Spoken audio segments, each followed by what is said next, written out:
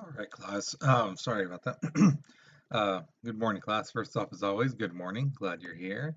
So today's lesson is going to be the start of the Constitution. We're going to be looking at every section. Okay. Now, here's the thing. I've tried to make this condensed. I tried to put the important stuff on there, and that was very hard because the thing is, a lot of the stuff you do need to know because again, I believe that U.S. citizens joining the rest of this country should know the limits and the powers of the government.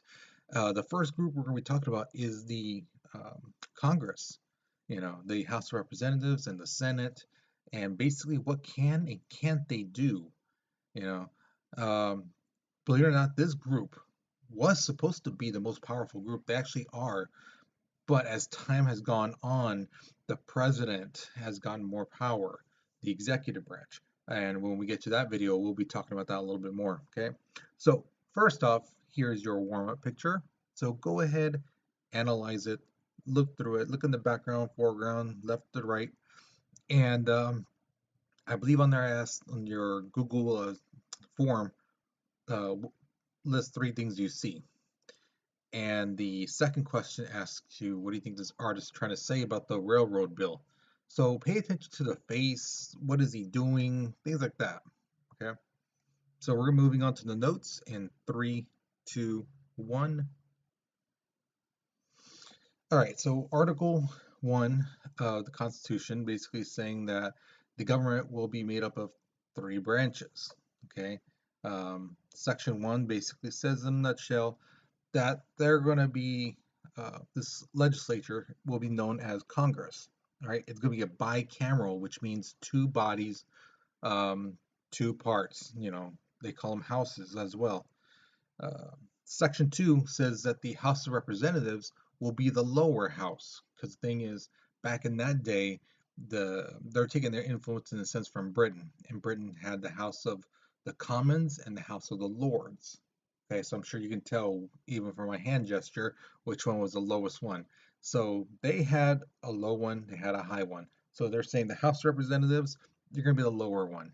Okay, in order to be a member of the House of Representatives, you have to be at least 25 years old and you have to have lived in your state for at least 7 years. Okay, that's basically it.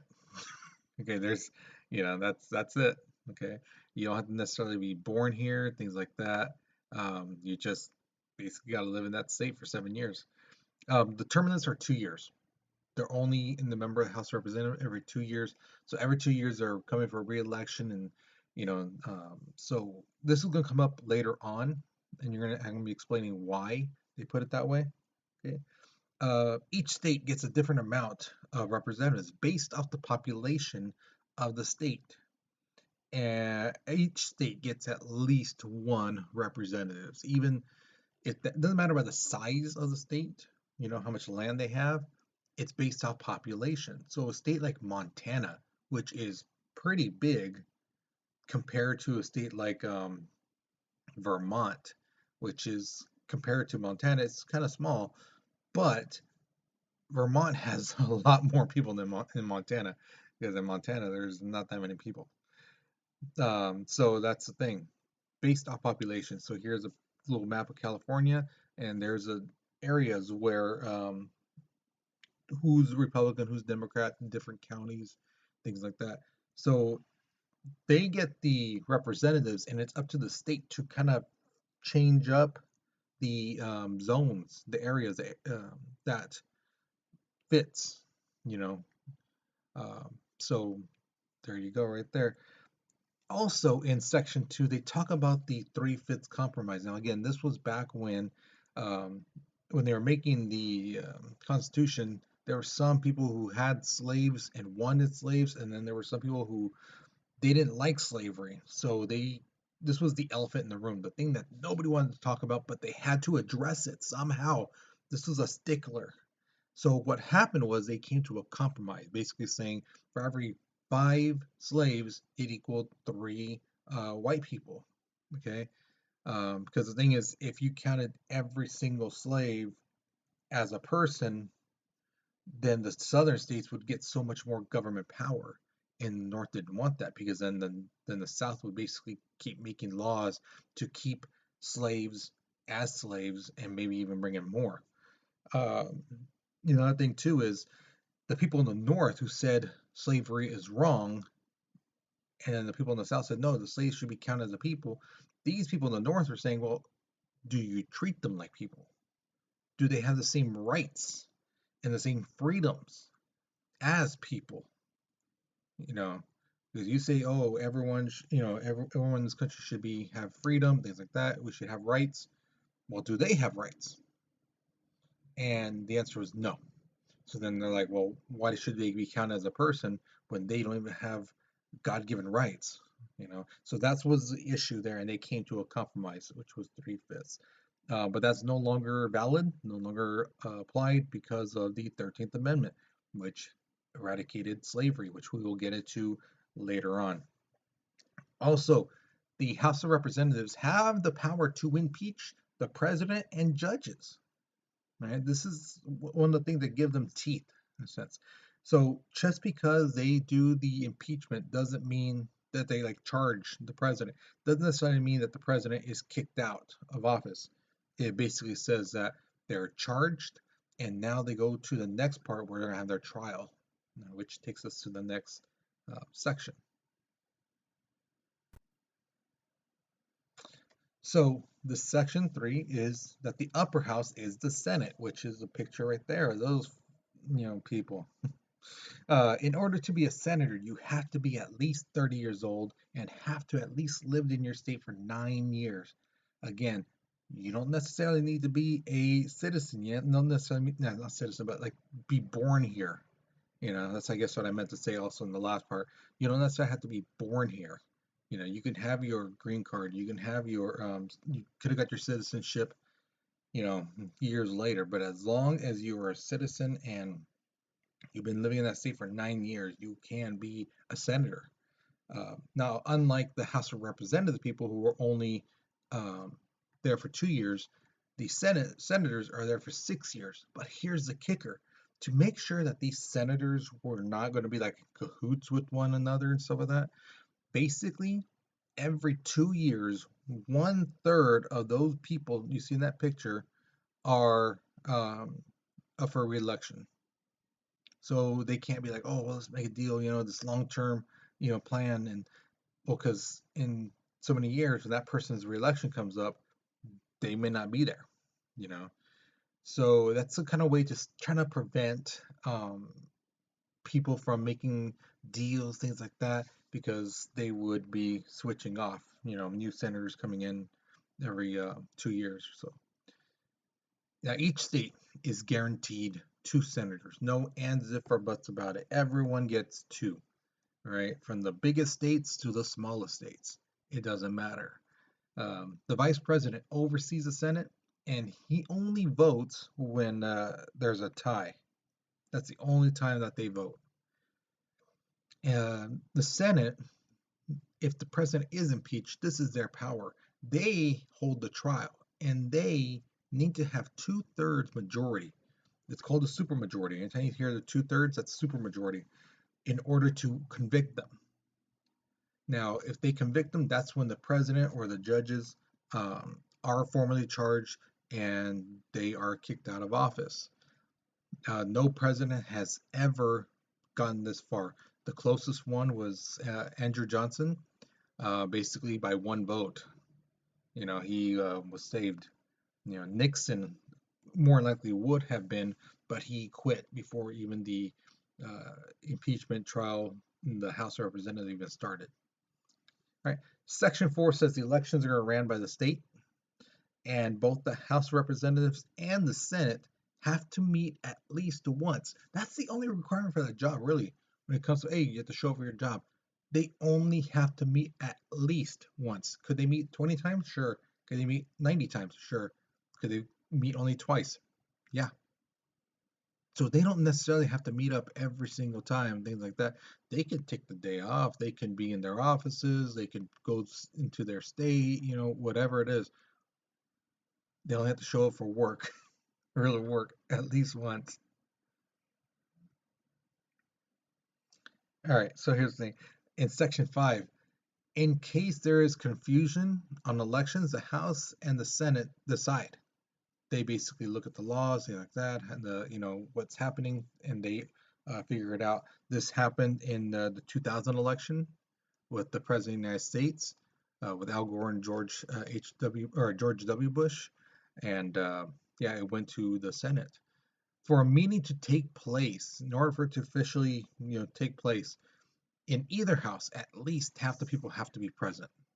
At least half. So again, how I just told you on the last one, they have to show up for a meeting at least once. Well, that's it. It's like they show up, there you go. We all show up at one time, boom, we're gone. We're done. You know, um, and let's say half of them only show up one time, then those people are basically done. Another half show up another time, then they're done. Okay.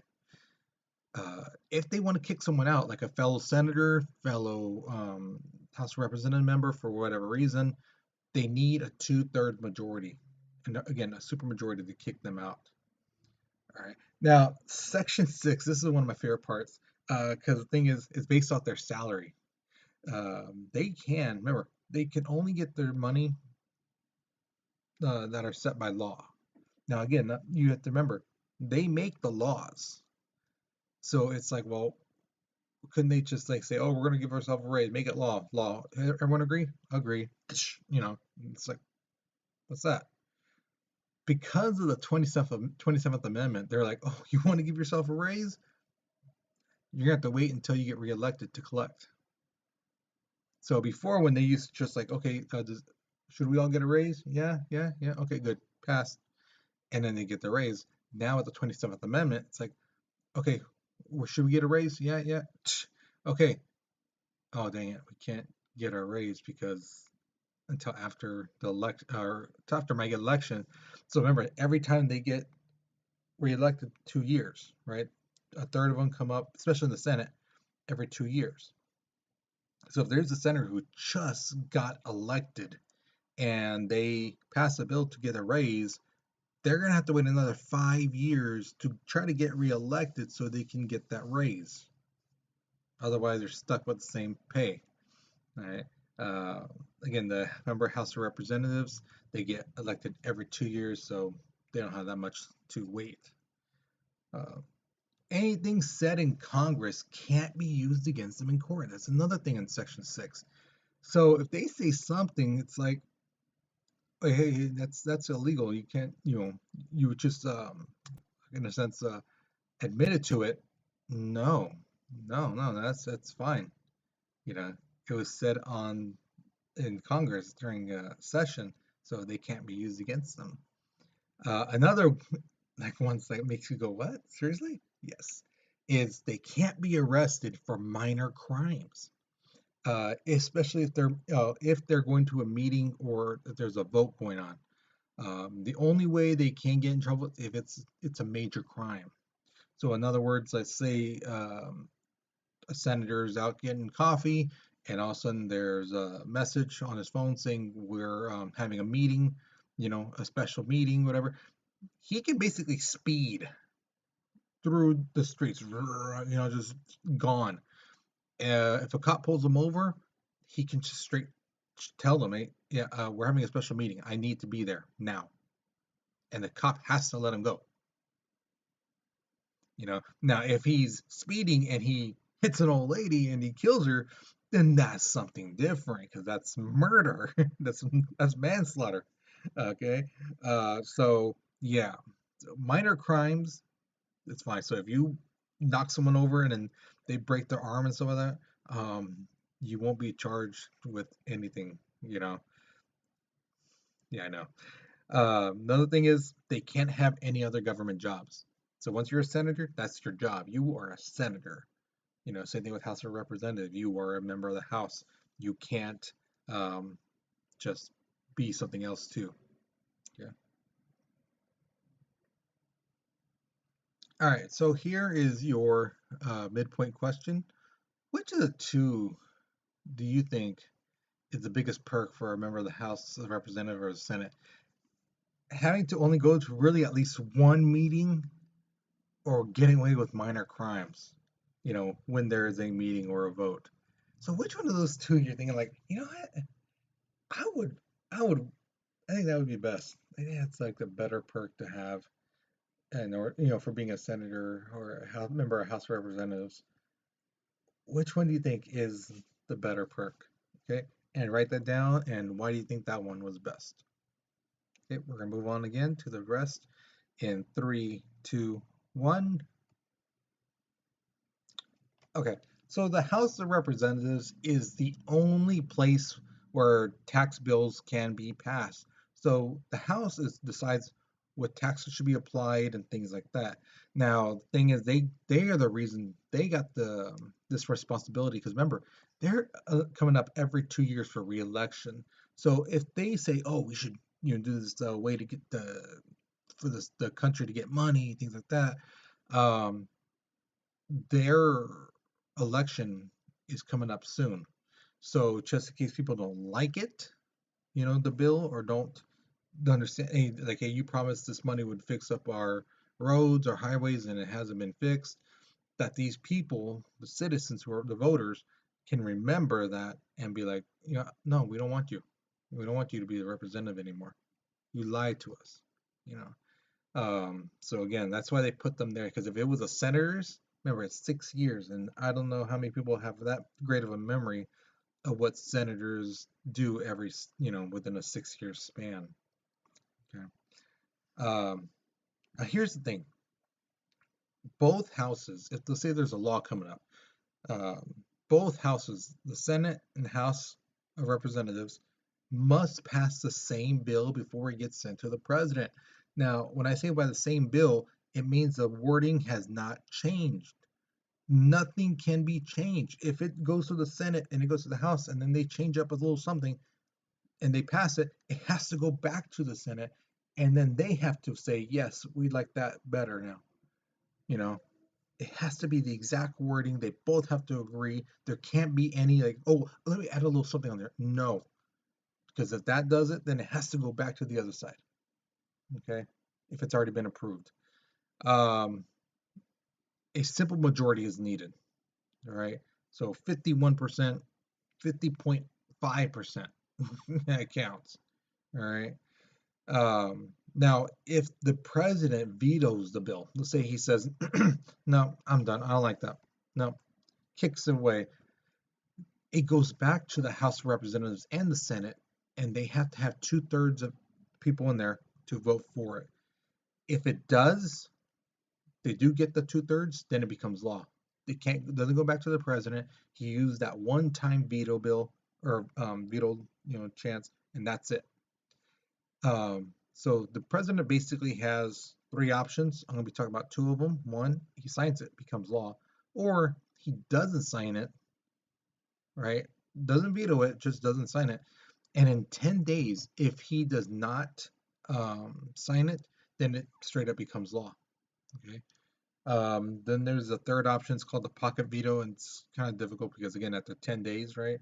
But let's say there's only 8 days left in the president's administration, and the session for Congress, thing like that. Then it becomes a pocket veto. Okay. Section 8 basically says Congress has the power to, and I mean, guys, there's a huge list of them. I think they even mentioned to the point that like they're piracy. Yeah, that Congress deals with pirates. But this is just a short little list compared to the rest of it of what the powers the Congress can do, the important stuff. They can establish and maintain an army and navy. They can create post offices and courts, both federal and state. They can relate commerce between states and Indian territories. They can declare war and raise money. Also, they can run a debt. So they're the president asks for money. They're the ones who actually go out and borrow the money. And they can pass any law necessary for them to carry out all the previous powers, all the stuff we talked about so far. If something stops them, they can create a law to kind of undo that. Okay, so they can do what they're supposed to do. All right, trust me, we're almost done. We got two more sections. All right, so section 9, it talks about the limitations. One of the first ones that popped up was that um, they're limited on the ability to regulate the slave trade. Again, this was back at the Three-Fifths Compromise. Basically, they had till 1808. After 1808, the amount of slaves being brought in was going to be regulated and stuff like that, right? They can't suspend the right of habeas corpus. Habeas corpus, if you guys, some of you guys who had me for U.S. history, you might remember this. But habeas corpus basically is when the cops arrest you, they have to tell you what you're being charged with, and and you have to have a court date, things like that. Before, what would happen, kings and queens back in the day, they would arrest somebody, and if their family member came and say, "What happened to my husband? Is there any way we can get him out?" They would say, "No," straight up no. Whereas now you get a court date, the judge comes up and you're there, and they tell you basically in a sense what they charge you with, um, and you can get bail. You can get out. But if you're a public menace, or your crimes are so um, heinous that it's like, yeah, no, you're safer in jail, or the public is safer in jail, then yeah, okay, but it's at least a chance to get out. Um, Another thing, they can't pass bills to attain our law. So this means that they can't specifically make laws to attack certain individuals. So they can't make laws saying blonde hair people are going to pay more taxes. You know, um, the people with red hair have to be in home by 8 o'clock on Sunday till 6 a.m. Monday. They can't make laws like that. Okay, that's specific towards individuals. They can't ex post facto laws. Now, this is unique because this is what I hear a lot of students talk about. They can't be charged with a crime if it wasn't a crime at the time. So, if they said, let's say cigarettes, let's say they officially make it illegal to smoke cigarettes, and they say on Friday it's illegal, it's gonna be illegal. If today's Monday and you have a cigarette, you can't be arrested on Friday because, oh, we saw you on video smoking a cigarette. No, that was on Monday or Tuesday, whatever. Um, that's before it became law. Okay. Now I've heard a lot of students say, well, like, great example, marijuana is now legal in California. How come like my uncle or whoever is still in jail? It's legal now. It's like, well, when they got busted, it was illegal. So just because the law changed now doesn't mean that, oh, it changed back then. No, they did something illegal at that time.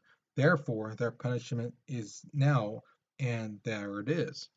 You know, um, and that's the thing that a lot of them don't understand, and I'm going to make sure that you guys understand that too.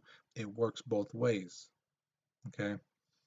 No direct taxes unless the taxes are proportional to the population of the state, and they can be adjusted. So again, the state can't overcharge you for stuff. They can't say, oh, the property tax of this place is going to be this big when there's, not that many people. Whereas if there's a state with a lot of people, the property tax, they can lower it. They can't pass a law that favor one part of the country over another. So they can't say, oh, these, let's say, docks on the East Coast, they're going to get, um, you know, more shipments, things like that. Everything coming into this country is going to go through there. It's like, well, why not the West Coast? You know, there's things shipped from China. Do they have to travel all the way around? No, yeah. So things like that. They can't spend money unless there's a law attached to it. Okay, so that kind of keeps them from digging their hands in and taking money. Every dollar has to be accounted for. Every dollar has to go somewhere. Okay, it can't be kept. It can't be put into someone's bank account. Things like that. No. Okay. Uh, they can't make nobility. They can't make a king or queen. Things like that. Also, with that same breath, they can't be acknowledged by foreign countries. So they can't go to, like, in England, they knight people. A senator can't go to England and be knighted unless he's already retired. Then that's something different. But while they're a senator or a representative member, they can't be knighted. Okay, that's a conflict of interest, and that basically means that you're turning your back on your country, you know, type of thing. All right, so section 10, last section. Yay, we made it. States can't make their own money. Okay, this is things states can't do. One, they can't make their own money. So money like this you see here, no, no, it cannot be. That's why if you ever see a Confederate dollar, because remember in the Civil War, the Confederates split from the United States, and the Confederate made their own money.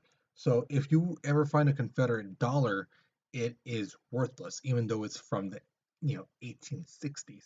It doesn't matter. It's worthless because that's from a foreign country, you know, or foreign, states if you want to go all technical, because some people in the government didn't recognize them as a country. They can't declare war. So, like California can't go, we declare war on Canada.